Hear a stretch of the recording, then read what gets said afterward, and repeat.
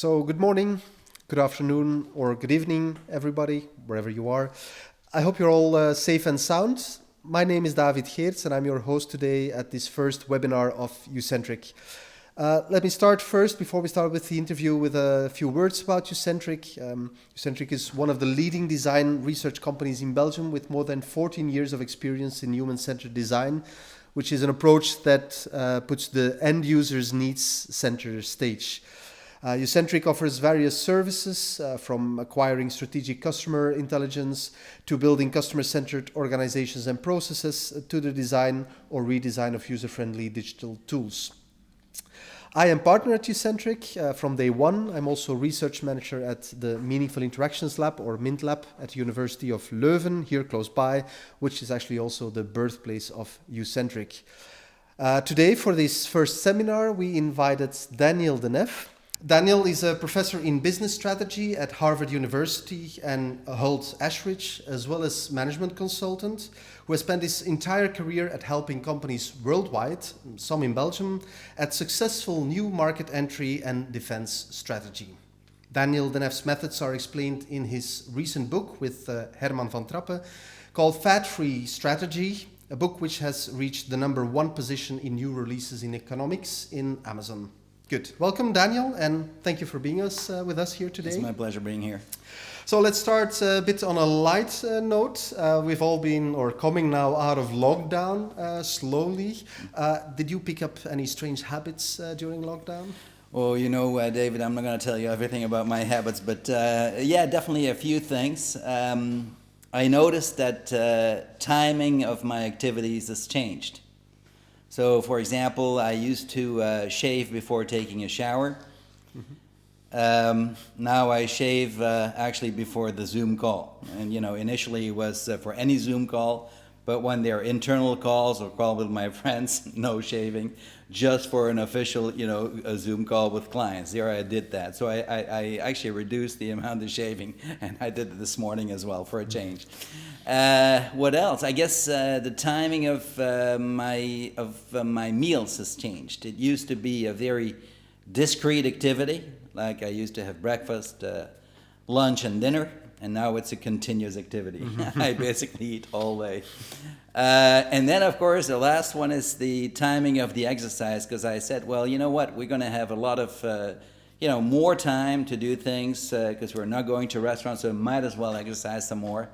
And guess I had the great strategy there, but I failed totally in the implementation. Okay.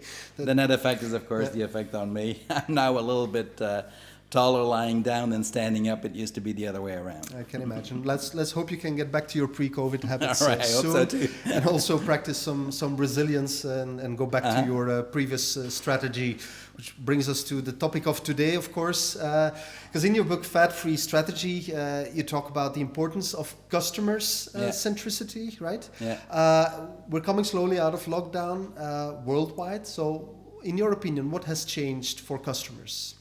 Yeah, well, actually, there's two things that changed. I mean, I can answer that question on the macro level, and I think also we have a slide with that. On the macro level, yeah, that's right. We have some slides on this.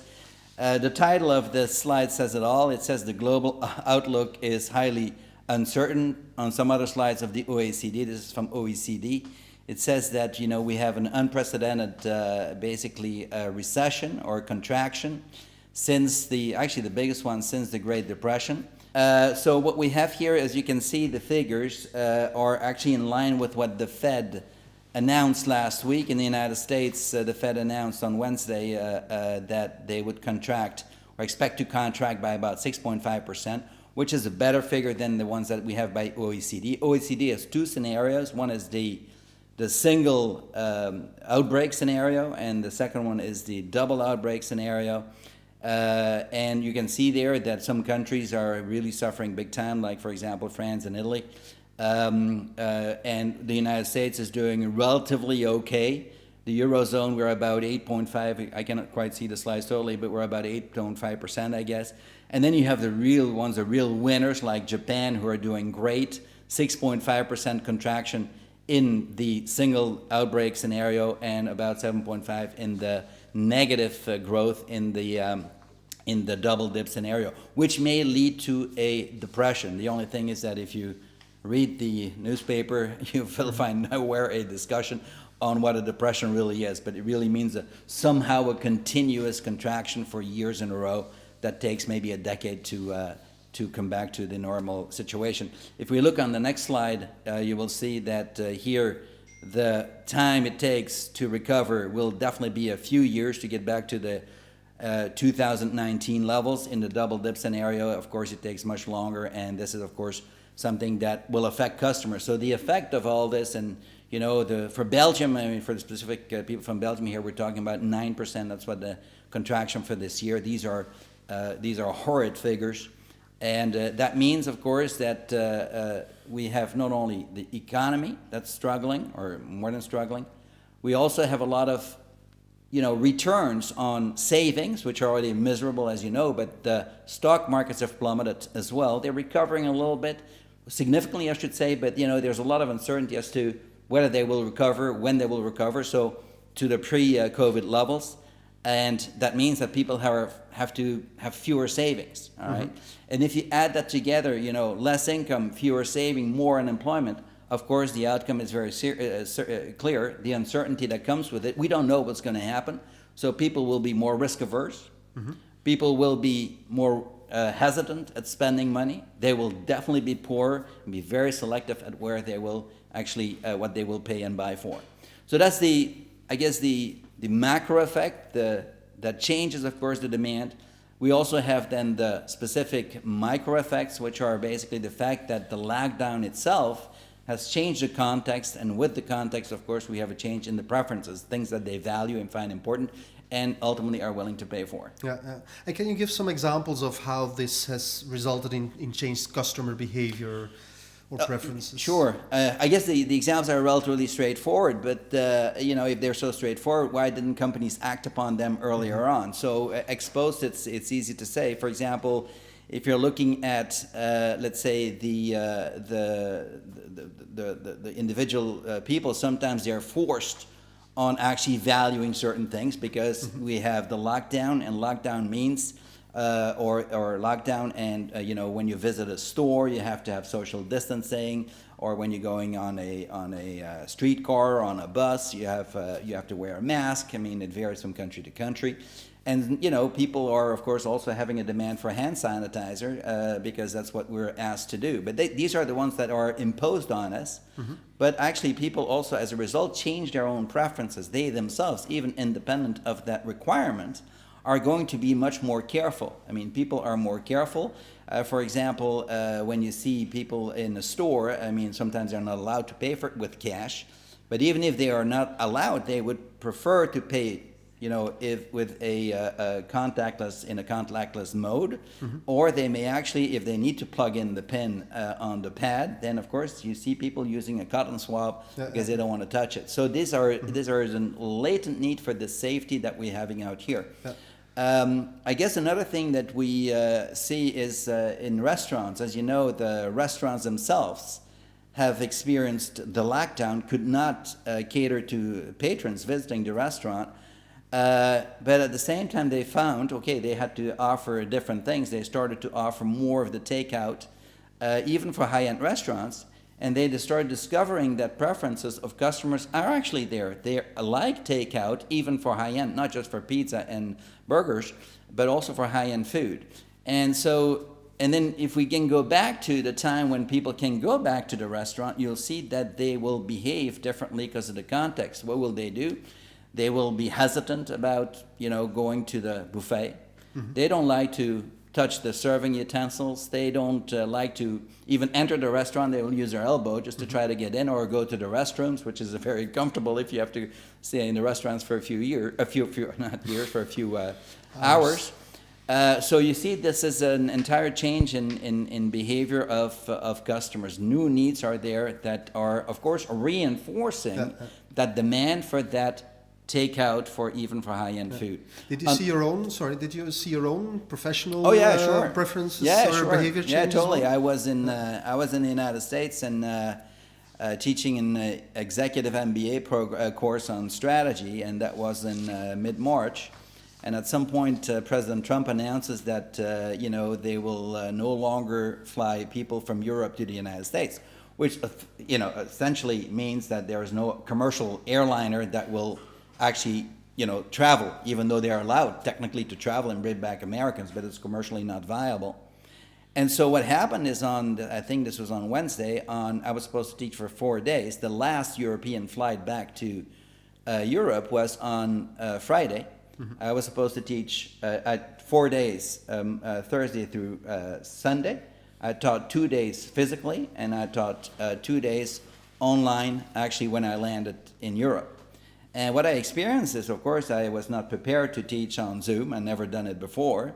Then I saw some benefits. I kind of liked it. Mm-hmm. And I could see some benefits that you experience, also from the perspective of the students, because they are, for example, because the environment I teach is very international, and some cultures tend to, because this is in general, you have very big variations within different type of nationalities, but some are more, or just personally more, let's say, reluctant to ask questions. When people or other students watch them, well, they tend to now ask questions in the chat box. That's sort of behind that anonymity that they create. They are more speaking up more openly than they would otherwise. Mm-hmm. The same thing applies to students who, don't dare to visit the professor, for office hours for many reasons. One of the reasons is actually social matter. Oh, yeah, you're struggling. Other students see them struggle, or the opposite. It's favoritism, whatever. If you actually do it online, then of course it's much more objective and it doesn't affect the perception of others. And for businesses, I guess you and I, of course, in this webinar, we like it in the sense that we can have a much lower cost way of actually attracting a lot more people, and it's going perfectly fine. Yeah. Now, these things here are weird, but this is only because of COVID. We're no longer allowed to have these little things that you put on your shirt. So these are things that you see as some of the outcomes of this change in environment. So that's changes from the perspective of the customer.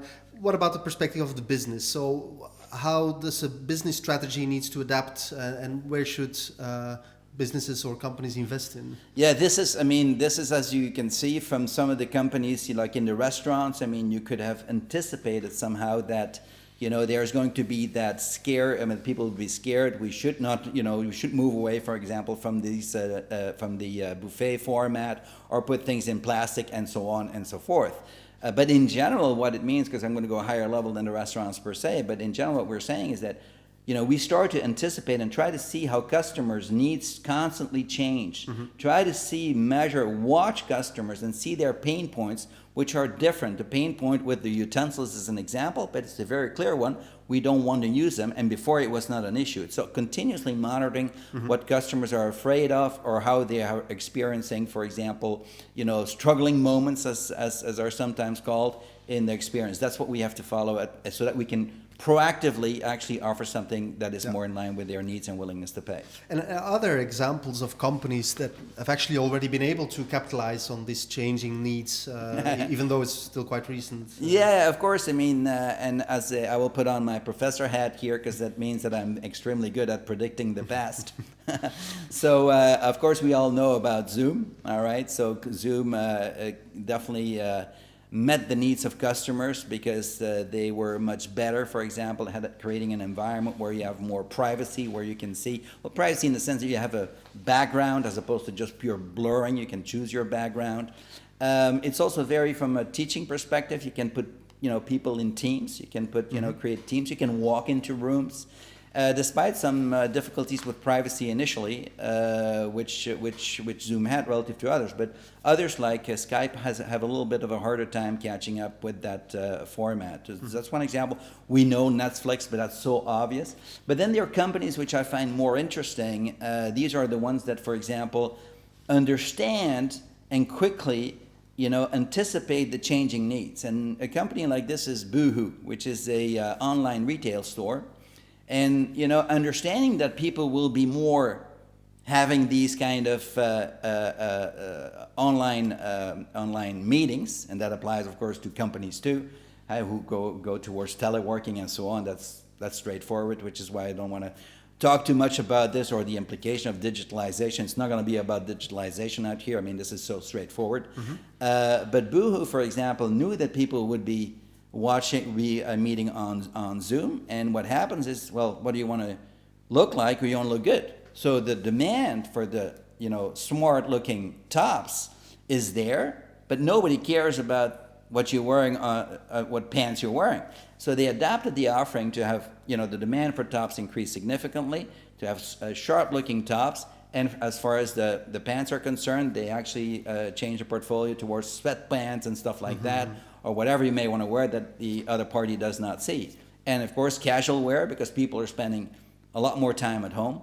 And therefore, what about, let's say, dress shoes or any dress pants? I mean, nobody really wears at that point. So I find that a good way of anticipating and understanding those needs and capitalizing on them.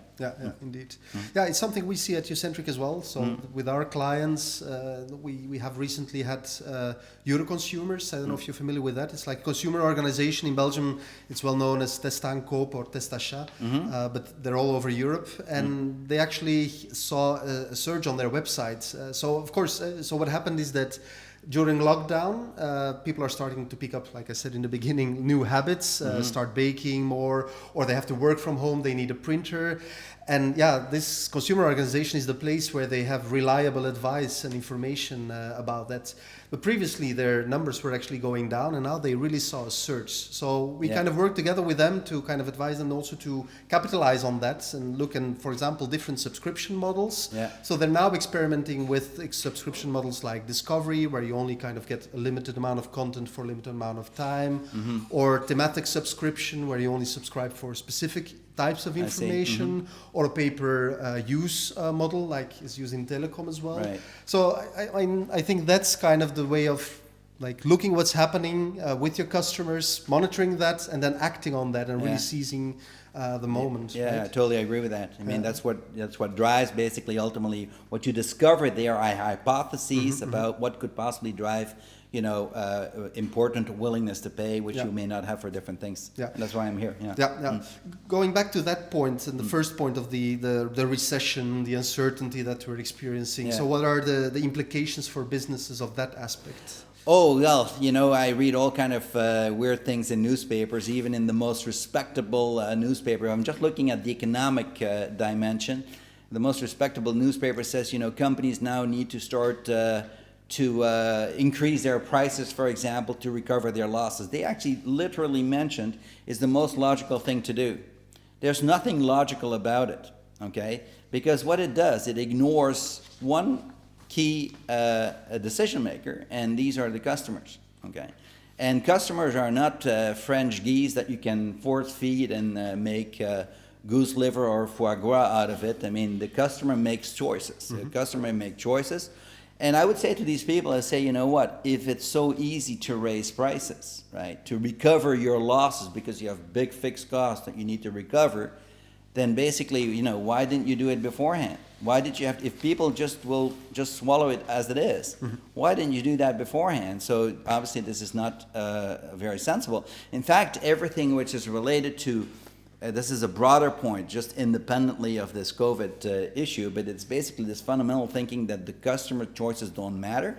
When we do cost-plus pricing, right, you find that if companies experience a decline in the volumes, then cost-plus implies, well, I have higher fixed cost per item. So what will you do? You will, by that argument, you will raise your prices. You sell less, and therefore you raise your prices. What's the effect of that? You'll raise them even more because you'll sell even less. So this logic of anything related to fixed costs and recovering them that you see in newspaper is totally irrelevant. Fixed costs don't matter in any pricing decision. They only matter in entering or exiting markets.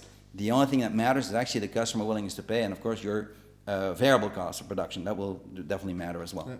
So you gave the example earlier of restaurants and how things have changed there practically in customer preferences. What about pricing? What should restaurants do then? Well, it's easy to say what you should not do, right? And just ram on. But at the end of the day, it all will depend. And I know you don't like that answer, but that's the answer. I can also tell you, and that's the good thing, on what it depends. Yeah. So if you look at the restaurants, what do we see? We have, let's make it simple, you have high-end restaurants, you have low-end restaurants. The implication will be different from one type as opposed to the other. If you're a high-end restaurant, well, people are getting poorer, 9% contraction, you know. So what will happen is that the demand for these high-end restaurants will decline. Some customers are going to say, well, yeah, but, you know, I know rich people will still go there. Yeah, right. But that's not what we're talking about. Customers differ. And there are some customers who before COVID, the pre-COVID counterpart, was hesitant, could barely afford the high-end restaurant, now will actually leave the high-end restaurants and take a cheaper alternative. Mm-hmm. And so what happens there is that the demand will decline because of that switching behavior. And in terms of capacity, you know, they usually are quite spacious. So the measures that say you have to stay away, you have to have well, it depends from country to country, 1.5 meter, and I think it could be in other countries 6 feet or something, between the tables will not affect them much. So what does that mean? Decline in demand, you know, not much effect on the capacity side. Well, definitely not raise prices, right? Mm-hmm. If anything, you may want to consider lowering them somewhat. I don't take the specific tax implications and stuff of different countries into consideration. Now, if you look at the low end, it's a different thing. What happens is the low end will experience an increase in demand because people switch from the high end to the low end, right? Of course, initially the low end will have some people who will be hesitant to go to the restaurant to begin with because they're scared. Because they're scared of, you know, maybe I get ill in the restaurant and so on. But over time that will wither away. So the demand increases there. That's what economists call inferior goods. Well, what happens there? They're in a good position. On the capacity side, we know that some restaurants have struggled during these few months of closure and will have exited the market as well. And they themselves individually, usually the tables are quite close to each other. So they will have to take away some tables, right? Mm-hmm. So what do we experience? Well, we experience an increase in demand and a decrease in the available supply. What does that mean? Well, I can draw it, but it basically means that you should raise prices. Yeah. And and you can say, yeah, I'll lose my customers to my competitors. Will you? The competitor, of course, will do the same thing, will have less capacity. You may lose your customers.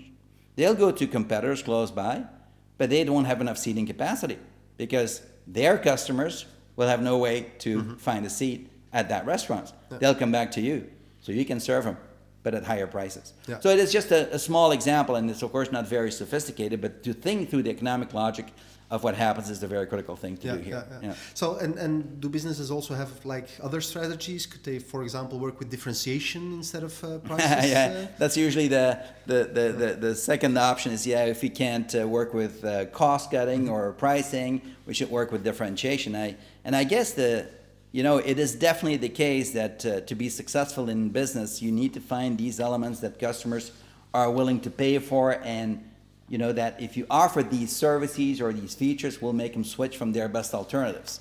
And to really understand that has always been key, even pre-COVID. This is what I do all the time. Even in businesses that are very hard to differentiate, to find those key differentiators that make a customer switch to you. And these are different things than what you think internally. Now, the thing is that post-COVID, that will be even more difficult to identify them because, people are less likely to be willing to pay. They will go for cheaper alternatives.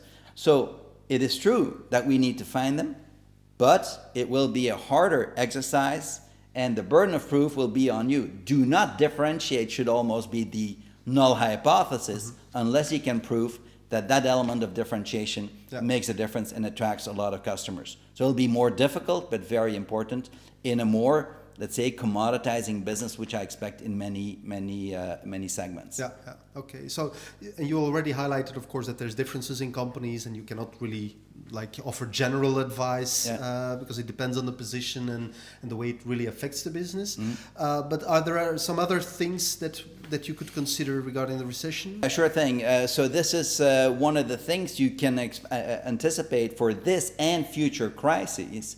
If we have this big dip in demand and you're actually positioned in the high end and you're experiencing fewer customers, well, what could that mean? Maybe we may want to consider serving some of the lower end customers. I don't want to call them lower end in terms of a value judgment, but more customers that are willing to pay less because the demand is there.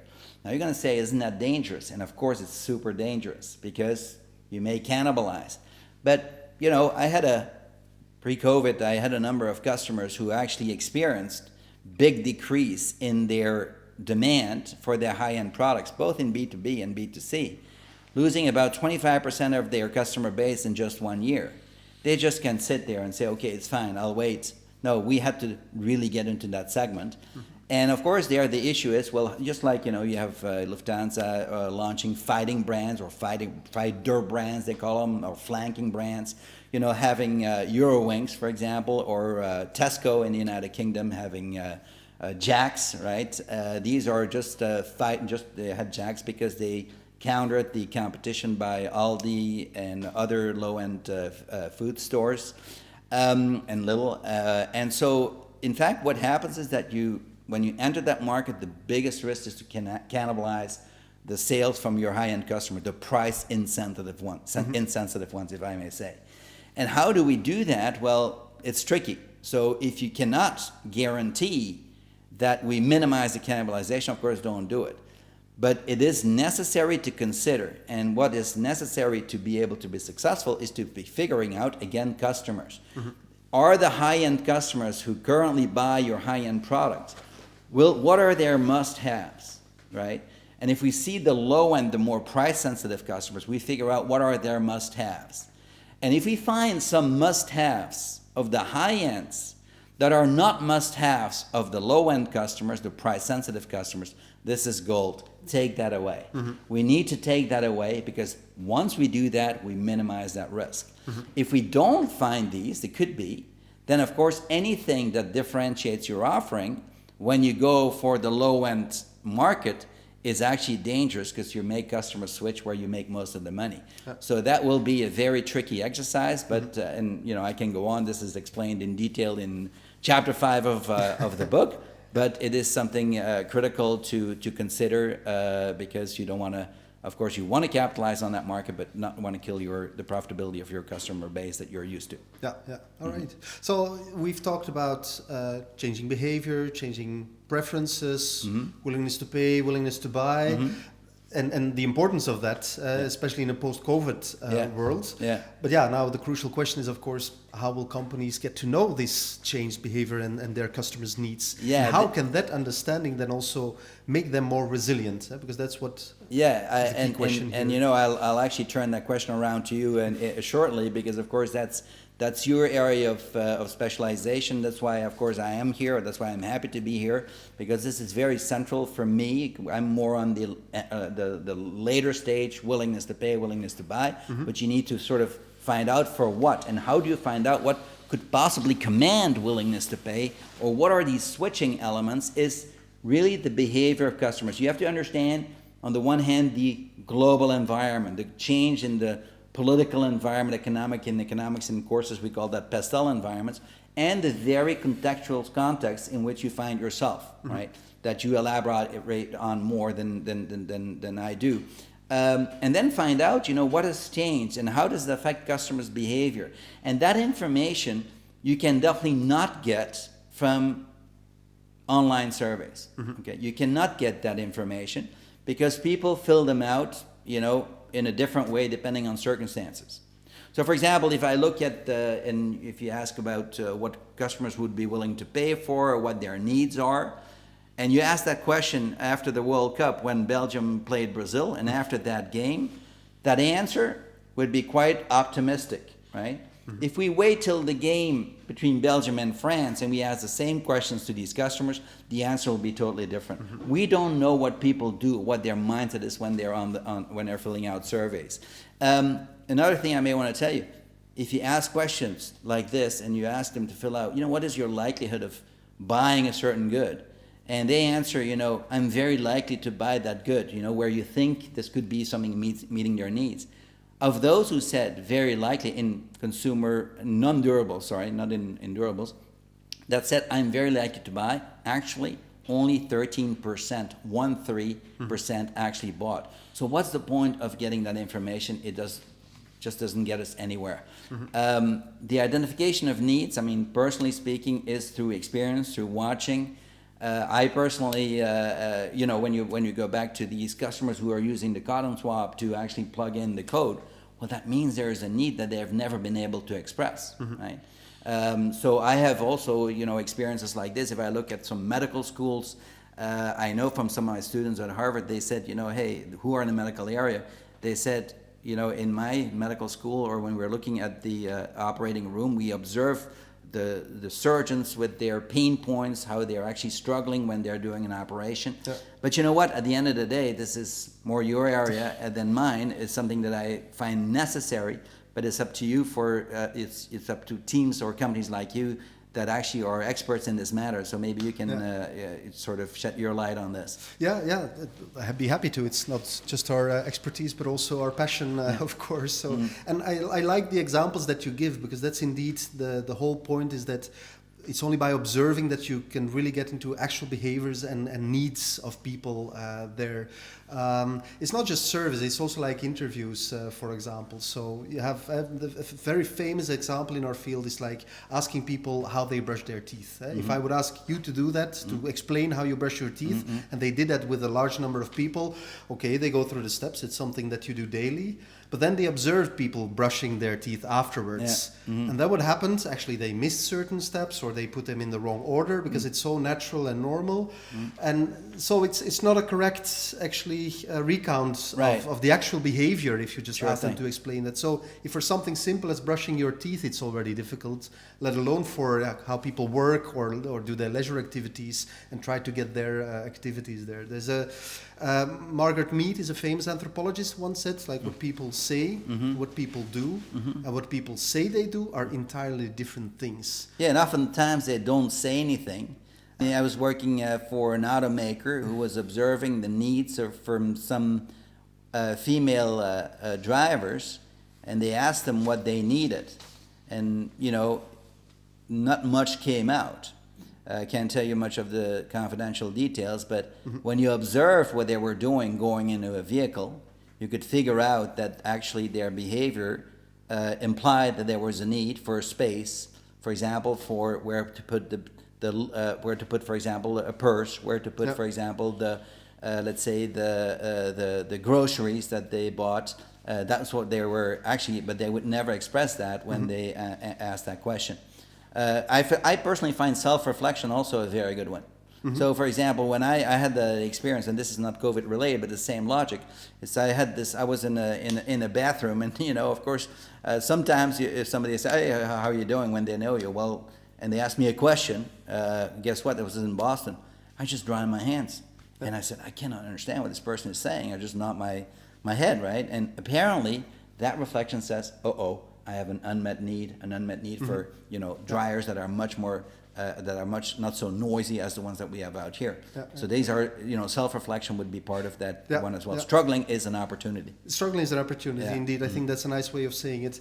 And talking about resilient businesses, I think that's where the key lies in being resilient in these times. We talked about these examples of companies earlier. They have noticed those changing needs. So as a company, you need to constantly monitor what's going on, look at behavior, look at, for example, parts on your website that all of a sudden get more interest than others that dwindle away. Totally. That's actually, I think, where the goal is and where you need to look and where you need to capitalize on and being constantly active. Right. And for me, this doesn't mean that necessarily you need to offer what apparently customers seem to be looking for, because we cannot say because they apparently visit that part of your website more that there's a willingness to pay. No, it's a hypothesis, but it's a guided one. You cannot just test everything, but you need to figure out what are possible hypotheses of things that customers find important and are willing to pay for. Yeah, absolutely. Okay, so I think that we're nearing the end of our interview. I just want to have one final question. So we talk about customer centricity a lot, and you hear that a lot as well. So you hear a lot of companies saying customer centricity is important, and it's one of our core values of our company. But what about the companies that actually do more lip service to customer centricity rather than actually doing customer centricity? Yeah, totally. I mean, it's a bit like agile, right? Agility and so on, customer centricity, but they are not really doing it. Well, I guess that the thing is that this customer centricity will be more important than ever. Precisely because the reasons that I mentioned is that customers are less willing to pay because their needs have changed. And therefore, a company should not just launch products and add more and more features or benefits to it, because these are maybe not benefits for the customers. These customers may prefer a lower price rather than this feature, because that feature costs a certain amount of money. If the willingness to pay is less than the cost, then the customer then there's a win-win in not offering the feature. So the companies that will just go from adding on to many of the products and services that they're offering more and more features, they actually are the ones who are in difficulty.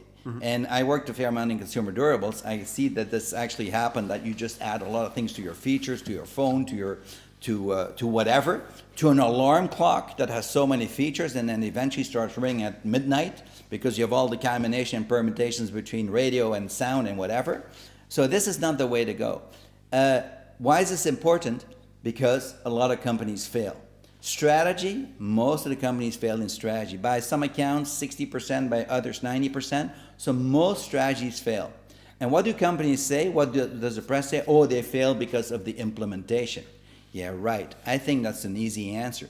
I think the answer is, in many cases, not just think, also from experience, is that companies fail because they offer way too many things that customers simply don't want to pay for.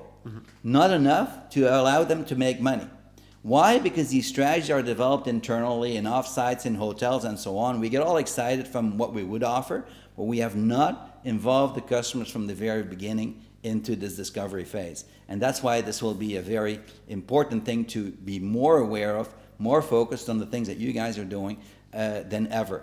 And because at the end of the day, it's not the marketing director, it is not the CEO, it's not the CFO, it's not the CHO, the CIO, the CKO, whatever, I'm just going off here, but it's the customer who actually, with his or her preference, who decides what to buy. That's the key decision maker, not an internal person within the organization. If we don't understand the customer and their differences, then of course we are bound to fail even more than ever. Okay, thank you very much, Daniel. So let's summarize a little bit, because we talked about a lot today, and it might be a bit overwhelming for the audience. So we have some slides on what we promised, actually, with the essential do's and the absolute don'ts. So we'll first go to our do's. Of course, the first thing to really keep in mind when you're looking at the do's is to actually look at what customers, sorry about the pun, do. Not what they say. Observe what they're doing, observe how they struggle. Don't really try to find out too much from what they're saying, because they may not know what their needs are. And this has to be done more than ever on a continuous basis. Monitor how the needs are changing as a result of the macro environment and the contextual environment that we're experiencing in this case. We're not talking about just this COVID situation right now, COVID-19. We're talking about the next crisis, whether it's induced by a virus or anything else. But this is critical to be able to tweak your offering to the needs of these customers. And that's the third point, of course, is the outcome is to identify and then capitalize on those unmet needs, ensuing from following the customer's behavior. Of course, everything, as I mentioned before, that you see does not mean you need to launch it. Test it for willingness to pay and willingness to buy, which is, of course, the fourth point that we have out here. Is these are hypotheses that we can have that lead us to identification of willingness to pay and willingness to buy. And then finally, as I said, this is specific in a case of a recession or almost depression, is, of course, you may want to identify some segments that customers actually that maybe benefit from these crises, and these are the ones that are usually the lower end type of segments in the marketplace. That's the do's. And then we have some don'ts as well, of course. Sure. Next slide. Yeah, there we go. Don't think you already know your customers and their needs. Okay, that's of course an important thing. We don't know them, and don't think that they are unchanged. They will change, of course, going forward. You also don't have to work with your own assumptions.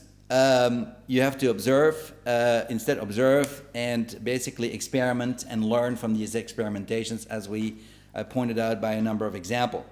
The next point is, of course, differentiation of your offering may be key, but very difficult. So you will know what these customers are willing to pay for, of the many type of things you may add on, because adding on may bring more losses than willingness to pay. That's not a good thing. And eventually, of course, do not think our customers just swallow anything you offer. Don't price to recover lost revenues or cover your fixed costs, because that, of course, does not involve the customer, who is the ultimate decision maker. Mm-hmm. Okay, I think we've covered everything so far. We are nearing 12 o'clock. So I would like to thank you once again, Daniel Deneffe, for sharing your knowledge with us. It was very interesting. My pleasure. I would also like, of course, to thank you, our online audience, for waking up very early in the US or waiting to go to sleep in Asia. And of course, everyone in Belgium attending now, wanting to have lunch as soon as possible. Of course, if you have any other questions that you would like to address, feel free to get in touch with us. Here's our email address, hello@ucentric.com, where you can reach us. Is there any other information that you would like, or you want to see us in online or in real life in the future? Feel free to get in touch. Thank you and have a great day.